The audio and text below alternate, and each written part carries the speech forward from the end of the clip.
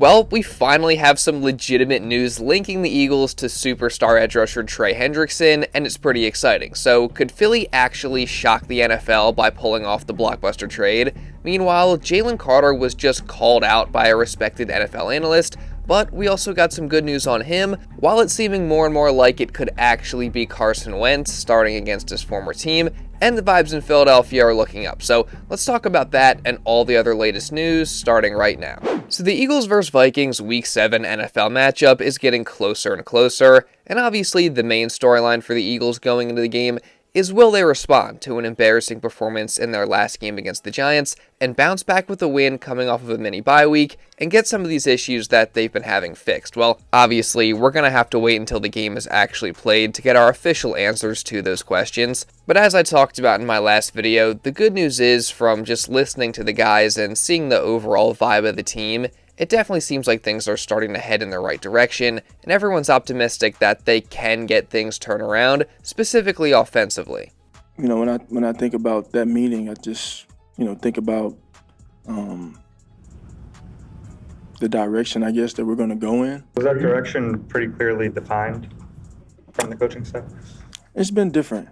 It's been different it's been different every week, but I think we're all, we're just kind of all in it together. What's the vibe of the team as you guys try to right the ship? You tell me. You listen. What you think? Sound normal, huh? Kind of, yeah. Yeah, normal, exactly. So, we're not letting a loss just humble us, and you can't let it humble.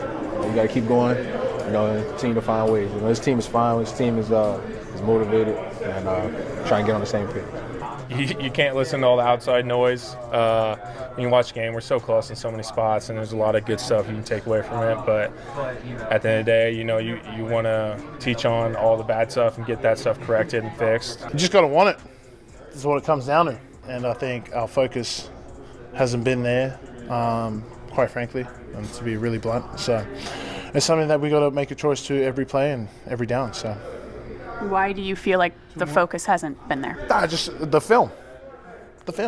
You turn the film on, that's just like, okay, we weren't focused here. I'm not going to sit there and ask why they weren't focused. Just like, hey, do your job. Just do your job. I got to do my job. They got to do their job. Everyone's got to do their job, which is why after the bye week that we had, mini bye week, so I was like, just do your job. Again, it certainly does seem like this team is headed in the right direction, spirits seem to be high, and again, in regards to the offense, it sounds like they maybe got some things figured out this week. I mean, A.J. Brown seems optimistic, which is good, and overall, as much as bad play calling has been a huge factor in the problems, like Jordan Mailata said, the guys also just got to execute and do their job. So, hopefully they can do that this week and get some of these issues fixed, and hopefully, again, the play calling's better too. And they're going to need to get things fixed in this game because the Vikings defense is tough, as Brian Flores' unit currently ranks in the top 6 in yards, passing, and scoring. Against the pass specifically, they actually rank 2nd, and they're also really, really good at taking the football away, as they rank 9th in that area, and at home specifically, they average 3 takeaways per game. So the Eagles are going to have to be very mindful of just taking care of the football. And in regards to the passing game, the Vikings run a ton of zone defense, and the Eagles have really struggled to handle that or be consistent against it this year, so they're going to have to show improvement there, both execution-wise and play-calling-wise, if they want to win this game. And again, especially against a very tough Vikings pass defense. And a huge part of their success has been former Eagles cornerback Isaiah Rodgers. It's safe to say the Eagles are pretty excited to see him again and face off against him. Our work is cut out. We're excited. I'm going against Isaiah, which is my friend, so it should be very fun. So. Through his first stretch of games with Minnesota, Isaiah Rodgers has been an absolute star. I mean, obviously, he had that one game against the Bengals where he had legitimately one of the best individual performances in NFL history, having a pick 6, 2 fumble recoveries, a fumble return touchdown, and posting the highest grade in PFF history at 99.9. And aside from that one game, I mean, he's just been really, really good and consistent throughout the entire season.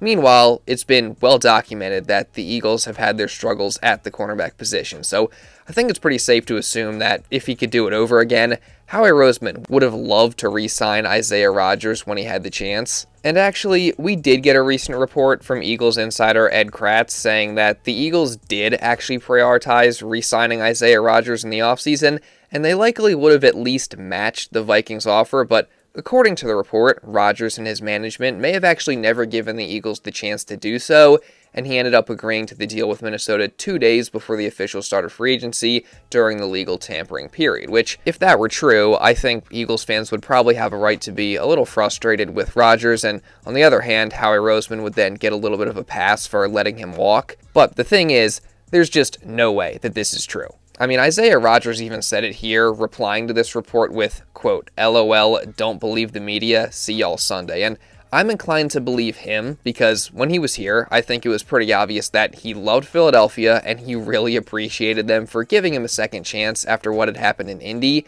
I mean, he had great relationships with his teammates. He loved the fans. Like, again, I'm pretty sure that he wanted to be here, and his behavior even after he left for Minnesota proves that. So, I don't really buy this report, and as much as I very much love and appreciate Howie Roseman, I mean, I think he's the best GM in sports, safe to say this was a rare mistake for him, and a pretty big one at that. But again, now A.J. Brown, Devontae Smith, and the Eagles' passing game are going to be forced to face Rodgers, and again, a very good Vikings pass defense, so hopefully they got some of those issues worked out.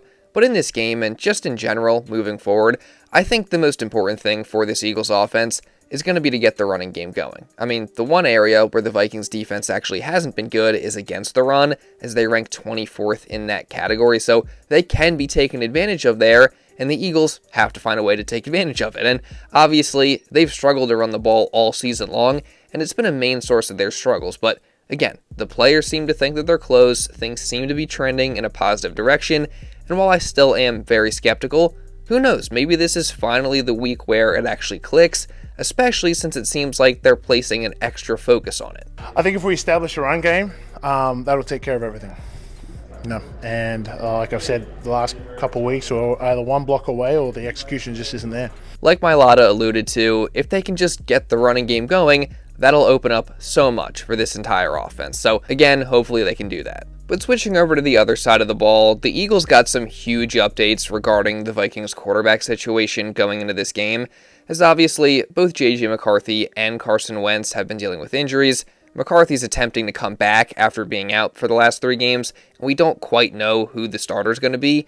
However, the Vikings injury report has revealed a lot, as McCarthy has been limited during practice with that ankle injury, and has been described as being not back to 100% yet, while Wentz has been a full participant. Now, the shoulder injury he's dealing with is apparently pretty painful, so, obviously, we still don't quite know what's going to happen based off that, but I would at least assume at this time that Wentz probably has the early edge in regards to who's going to start this week, and in fact, current reports are now saying that he is trending towards starting over McCarthy, but, it's not official yet, so we'll see.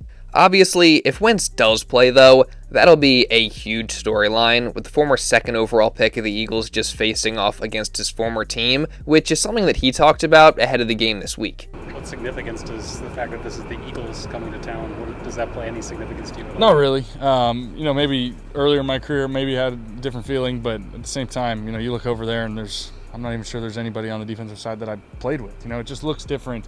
So it's another opponent. A lot of respect for those guys. There's still guys in that organization. There's a lot of good people that I still have a lot of care for and respect for.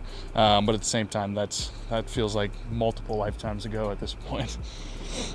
How do you look back on your time just in general, if you can entertain that thought to look back on your time with the Eagles? Yeah, I'm thankful for it. They went and got me at a high pick, all the things. It was quite the roller coaster over there. Winning the Super Bowl, even though I was hurt, right here in this stadium. I'm thankful for so many things. I grew up as a man. I got married, had a kid while I was there. So there's so many life changes that took place there. So grateful for my time there. Obviously, it came to an end rather abruptly, all the things. Everybody knows all that. But I'm grateful for all the opportunities I had while I was there. Yeah, well, I enjoyed my time with Carson. I learned a lot from him. Was always a pure student and taking everything in throughout my experience with him. Honestly, I mean, maybe this is an unpopular opinion, but, I grew up watching Carson Wentz. I mean, he was my favorite player for a long time, and that 2017 season was something special. So, I still low-key root for him despite some of the negative stuff. And, you guys can disagree with me on that and let me have it in the comments. That's fine, but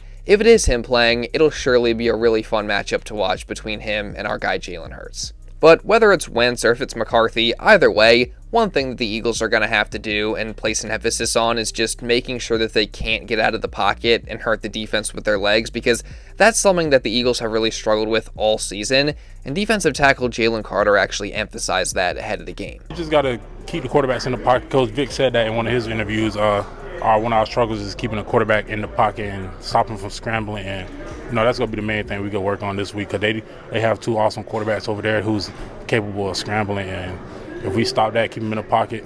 I'm still learning more out the week, but that's just our main goal right now. Again, Carter is absolutely right. I think that does need to be an emphasis in this game. But also, in regards to Jalen Carter specifically, he gave Eagles fans some really good news, as after missing the last game but practicing during this week now, he did in fact confirm that he will be playing on Sunday. Just like Loki came out of nowhere, started feeling some pain, talked about it, got it looked at, told me what it was, and just moved on from there. How close were you to playing Thursday night? I was very close. How do you feel about your chances for this week? You said how? How do you feel about your chances for this week? I feel good. I'm going to play this week. Okay, and then how about the shoulder? Shoulders feel good. Yeah, so obviously this is fantastic news. I mean, we know how much Jalen Carter does for this Eagles defense and just how much attention he draws, and then in turn, how much that helps the other guys around him. So it's definitely good to officially get him back, hopefully healthier than before as well. But that said, I think it's also important to mention that, at least for this season, Carter hasn't quite lived up to expectations and hasn't been as dominant as we had hoped he would be coming into the year. And actually, NFL analyst Brian Baldinger just called Carter out on WIP radio, saying he's been terrible, he's been out of shape, and he needs to be better. Well, don't sugarcoat it here. Don't sugarcoat it. I mean, he's been awful. I mean, I haven't seen anything. Straight from the hip. Shoot it from the hip, then shoot it. I mean, I'm just telling you, he hasn't made one play. He hasn't shown any violence out there.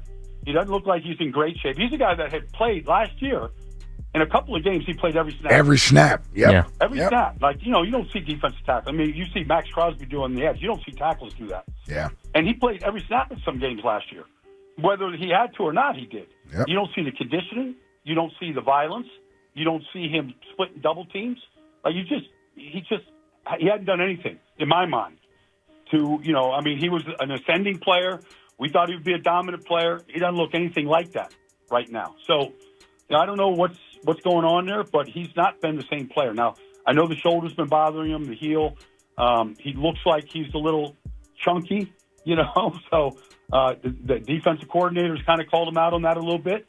So there's a lot of time to get going here, but he needs to get going soon because they need him to be really good, to be anywhere near a good defense. Yeah, I mean, again, I don't know if I'd be as harsh as Baldy was there, although he's definitely watched a lot more tape than I have, so, I don't know. But regardless, there is no denying that Carter hasn't quite played up to his standard this season. Now, I do think a lot of that is because of the shoulder injury that he's been dealing with since the start of training camp and him missing time, so hopefully missing last week's game actually helped him get healthier.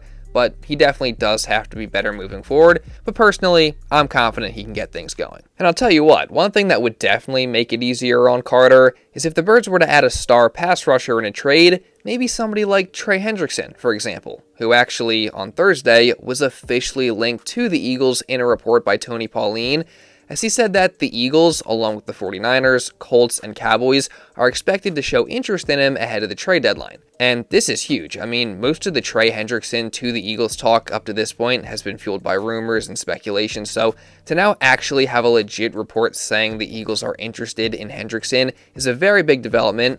Now, what would it take for Philly to actually land the superstar pass rusher?